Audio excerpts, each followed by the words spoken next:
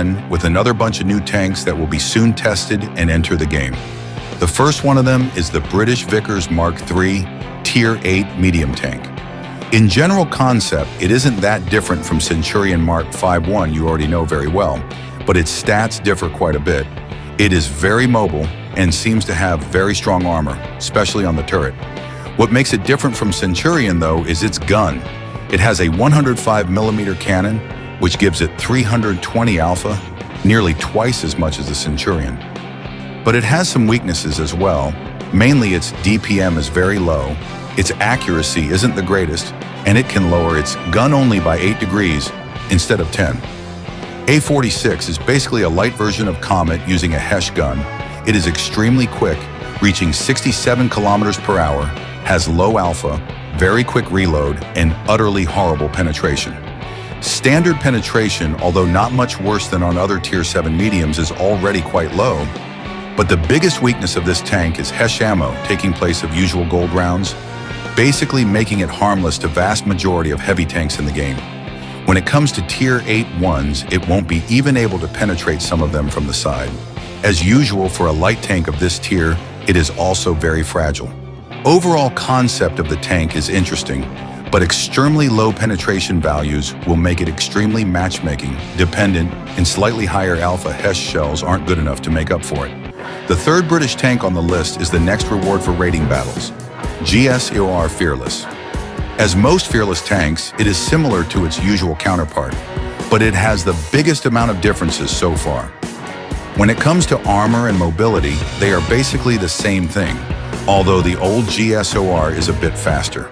The biggest difference is the gun. New GSOR Fearless will have less alpha and no autoloader, but much higher DPM. If you have the usual GSOR, you also probably know how terrible its accuracy on the move is. GSOR Fearless is even worse in this regard. Its on-the-move accuracy is actually the worst in the entire game, even worse than on a Caliban. It aims very quickly though, so as soon as you stop, you should be able to take a fairly accurate shot. Next tank on our list is Toxic. It is a Tier 8 medium tank, very similar to WZ-122TM. It has high alpha, low DPM, low top speed, and decent armor for its tier. There is not much more to tell about it, it just seems fine. The next and sadly last tank is more interesting though. It's a Tier 10 Italian medium tank, Lion. It resembles Caro 45T, but with smaller alpha and one less shell in the clip.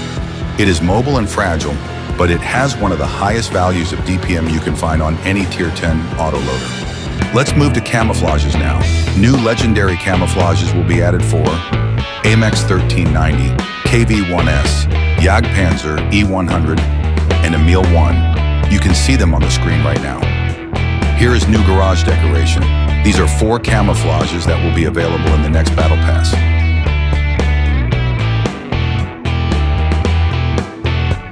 Those 4, on the other hand, will be given away for professional tournaments. Besides that, we will get 1 more animated camo and 6 more rare ones. And that's all from us. If you want to know about everything earlier, join our Discord server. You can find a link in the description. See you soon in another video. Bye!